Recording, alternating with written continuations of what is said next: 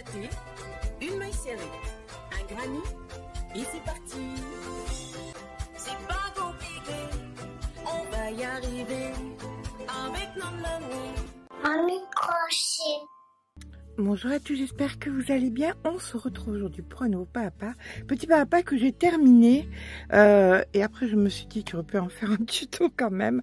Bon, comme il me reste du fil, je vais vous en faire un échantillon pour que vous compreniez comment ça a fonctionné. Voilà, alors, j'avais besoin d'un tapis pas très grand puisqu'il fait 75 cm par 55 et néanmoins assez économique parce que j'ai utilisé donc de la Marama, de la boutique Laine du Monde, et qu'il me reste encore tout ça, donc j'aurais pu le faire encore bien grand.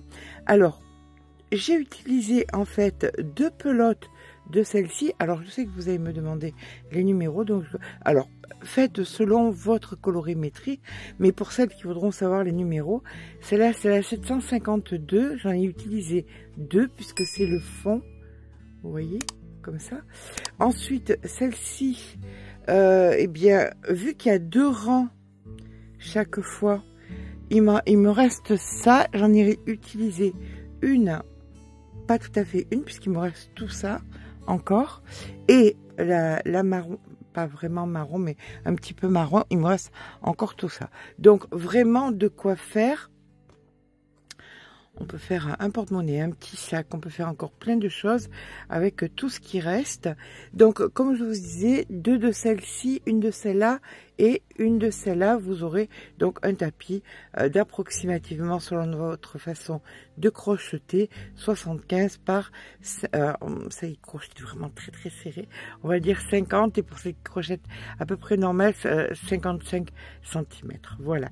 J'ai mis aussi une petite étiquette parce que je trouvais que c'était bien. Je vous mettrai tout ça dans la barre d'informations.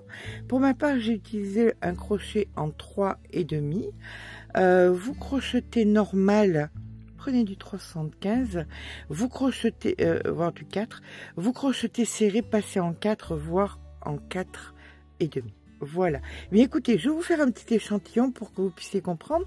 Alors déjà, au niveau des couleurs, comment j'ai voulu que ce soit, j'avais besoin, pour que ce soit, il va dans mon entrée, et pour que ce soit assorti à l'entrée, j'avais besoin donc de ces 3 couleurs, et j'ai donc fait clair, foncé. Alors chaque fois, après un rang, je mets du clair, peu importe, d'accord? Donc j'ai fait clair, foncé, clair, moyen, clair, moyen, clair, foncé, d'accord? Ça c'est la séquence donc qui revient chaque fois. Mais écoutez, jusqu'à ce que vous obteniez la grandeur qui vous convient. Allez, c'est parti. Alors, nous allons faire un multiple de 14 plus 1. Eh bien, c'est parti.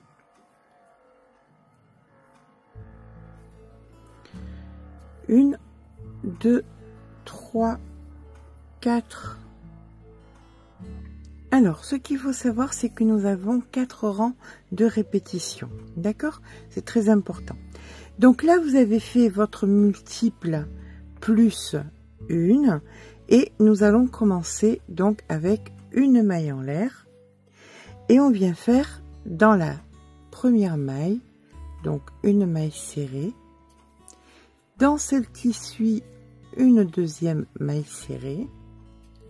Puis 2 demi-brides, 1, 2. Après les demi-brides, nous faisons 2 brides, donc 1, 2. Et là maintenant, nous allons faire 3 doubles brides. 2 fois le fil sur le crochet, donc un jeté, un deuxième, un troisième, la deuxième double bride ici et la troisième ici. Voilà. Là, maintenant, nous allons faire à rebours, c'est-à-dire que nous allons faire 2 brides, 2 demi-brides, et après les mailles serrées. Allez, c'est parti pour 2 brides. Donc, une première, puis une seconde. Maintenant, 2 demi-brides. Une première et une seconde. Maintenant, c'est le tour des mailles serrées. On va en faire 3. Donc, 1, 2 et 3. Et là, on recommence notre séquence. 2 demi-brides, 2 brides, 3 doubles brides, etc., etc., jusqu'à ce qu'en fin de rang, il nous reste 2 mailles serrées. D'accord? Donc, je vous rejoins quand en fin de rang, il nous reste 2 mailles serrées. Et nous voici donc à la fin du rang. Après les 2 demi-brides, on vient faire nos 2 mailles serrées. 1 et 2. Une maille en l'air. Et là, vous allez voir, il n'y a rien de plus simple puisque nous allons faire un rang entier de mailles serrées. Donc, c'est parti pour toutes nos mailles faites en mailles serrées. Je vous rejoins à la fin du rang.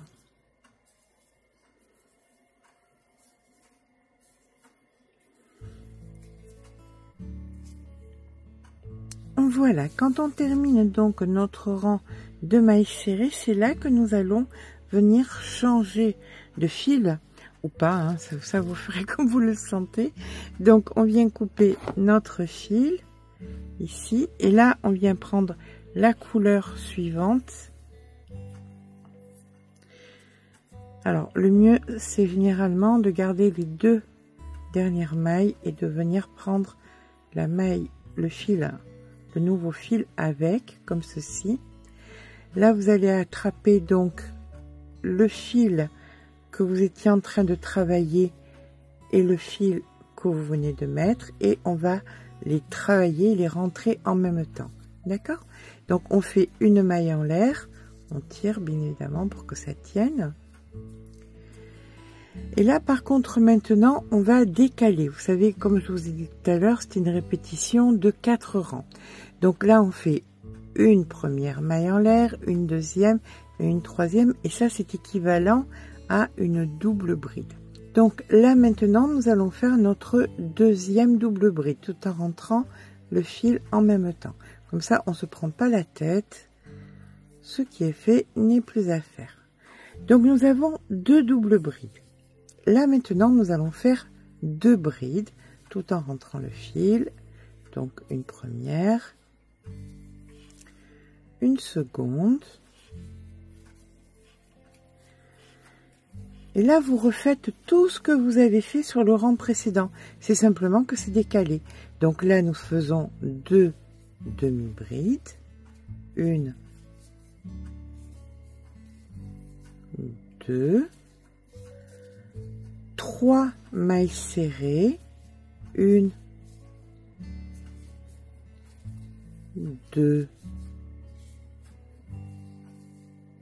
3. Alors bien évidemment, quand vous trouvez que vous avez assez rentré les fils, on tire sur les fils et on peut venir les couper. Voilà. Et donc on poursuit. Là on a fait donc nos 2 mailles serrées, nos 3 mailles serrées, donc on vient faire 2 demi-brides, 1, 2, 2 brides, 1, 2, 3 doubles brides, 1,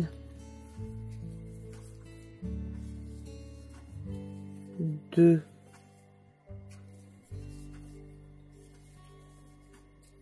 3, 2 brides, etc., etc. Et on se rejoint en fin de rang avec nos doubles brides. Voilà, on termine notre rang avec nos 2 doubles brides. Ici, la première. Et on n'oublie pas la dernière qui vient se cacher ici, mais qui est bien existante. Donc, la double bride. Voilà, une maille en l'air. Et maintenant, comme tout à l'heure, on vient faire à l'arrière uniquement des mailles serrées et on se retrouve à la fin du rang.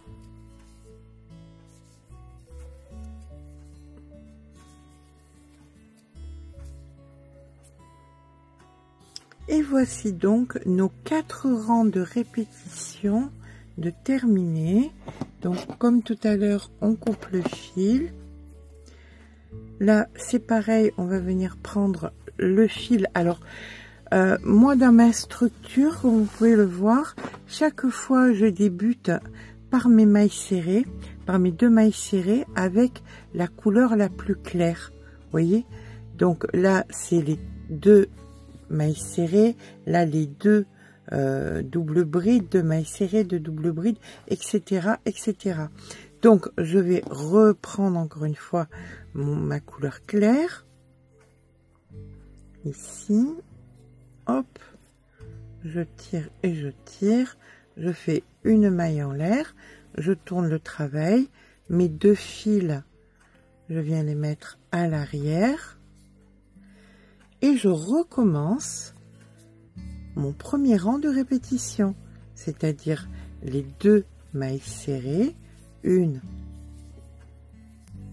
2, puis 2 demi-brides, 2 brides, 3 doubles brides, etc., etc. Donc on va recommencer indéfiniment les 4 premiers rangs autant de fois que vous le voulez. Et vous, selon la structure que vous voulez, donc comme je vous disais, moi vous avez vu, j'ai alterné chaque fois le clair avec, là par exemple j'ai mis du beige un petit peu moyen, ça c'est la 53 je crois, la 753. Donc voilà, c'est à vous de voir les coloris que vous voudrez faire. Néanmoins, ce sont que ces 4 rangs de répétition qu'on répète indéfiniment. Voilà, et bien écoutez, j'espère que ce petit pas à pas vous aura plu. J'espère que ça vous inspirera pour chez vous, pour faire plein de choses. Si c'est le cas, n'hésitez pas à mettre un petit pouce en l'air, ça fait toujours plaisir. N'hésitez pas à vous abonner. Sur ce, je vous fais de gros bisous et je vous dis à très vite pour un nouveau tuto.